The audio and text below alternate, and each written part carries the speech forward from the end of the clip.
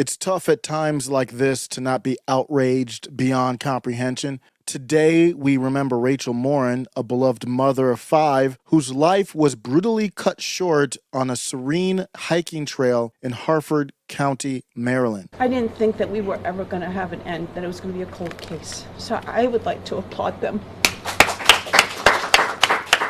On that fateful August day in 2023, Rachel set out for what should have been a peaceful walk, only to encounter a nightmare. Her body was discovered the next day, sending shockwaves through her community and beyond. Rachel's tragic death is more than a personal loss. It's a reminder of the dangers that have infiltrated our neighborhoods. The perpetrator, Victor Antonio Martinez-Hernandez, a 23-year-old illegal from El Salvador, was arrested in Tulsa, Oklahoma, after an intensive manhunt. He now faces charges of first-degree murder and first-degree rape, crimes he committed after slipping through the cracks of our nation's immigration system. This isn't just about one man's heinous acts. It's about a system that failed to protect Rachel and continues to endanger countless others, while the federal government and blue areas of this country advocate for you to lose the right to defend yourself. We must confront the harsh reality that our immigration policies are not only broken, but also contributing to the loss of innocent lives. This country is broken. Rachel Morin deserved to walk her favorite trail without fear, and her children deserve answers and justice. Victor Antonio Martinez-Hernandez's capture brought a sense of relief to a grieving community, but it also opened a Pandora's box of questions about our immigration system. Who is this man, and how did he come to commit such a horrific crime on American soil? Martinez-Hernandez crossed into the United States illegally in February of 2023. His criminal history is as alarming as it is extensive. Before fleeing to the U.S., he was wanted for the brutal murder of a young woman in El Salvador in January of 2023. Nayib Bukele has cleaned up his country, and now we're getting the trash leftovers. In the case of El Salvador, we were literally the murder capital of the world, and we turned it into the safest country in the Western Hemisphere. You did that in just a couple years. How did you change it? So we pray. Once in the United States, his criminal behavior escalated. In March 2023, he committed a violent home invasion in Los Angeles, attacking a 9-year-old girl and her mother. These heinous acts were just a precursor to the tragedy that would later unfold in Harford County. After crossing the border illegally, he continued his violent spree with impunity. The March 2023 home invasion in Los Angeles was particularly egregious, where he assaulted the 9-year-old girl and her mother. Despite this, he remained free to commit further atrocities. The most devastating of these was the murder of Rachel Morin. Her life was brutally ended by someone who should have never been in this country. This isn't an isolated incident, but a symptom of a larger problem, an immigration system that is broken at every level.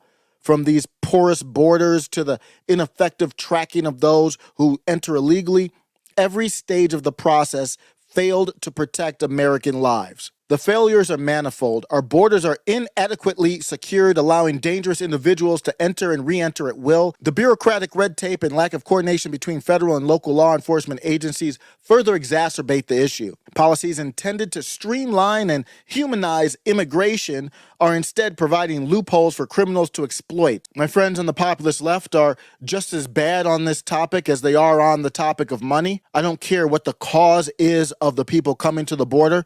The cause has to be addressed, but regardless of the cause, the borders have to be secure. There are an estimated 16.8 million illegal immigrants living in the U.S. as of June 2023, according to the Federation for American Immigration Reform. The Immigration and Customs Enforcement ICE report for fiscal 2023 shows that the number of illegal immigrants on the non-detained docket has soared from 3.7 million fiscal year 2021 to nearly 6.2 million in fiscal year 2023. Consider the case of Laken Riley and the tragic story of AJ Alex Wise. AJ, a 10-year-old boy, was struck and killed by a 5-time deported illegal driving drunk. This alien had repeatedly entered and exited our country with impunity, at will. How many more Americans have to die before we recognize the gravity of this crisis? Ain't nobody coming to save us. Ain't no Donald Trump coming to save us.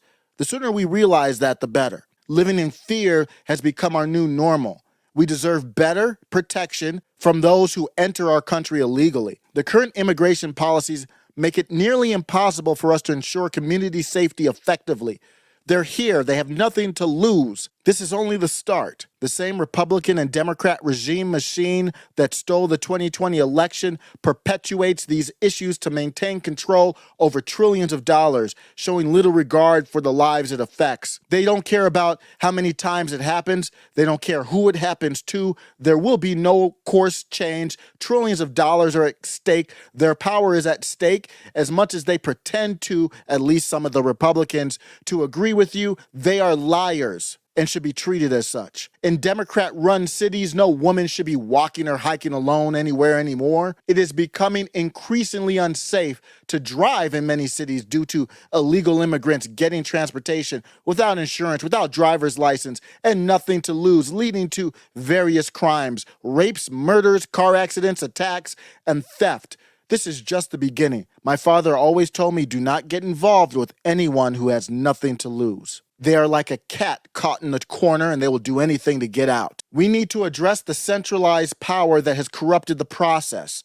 No, Chase Oliver, your open borders plan, it's not even the problem. The problem is that you think the federal government will solve this issue.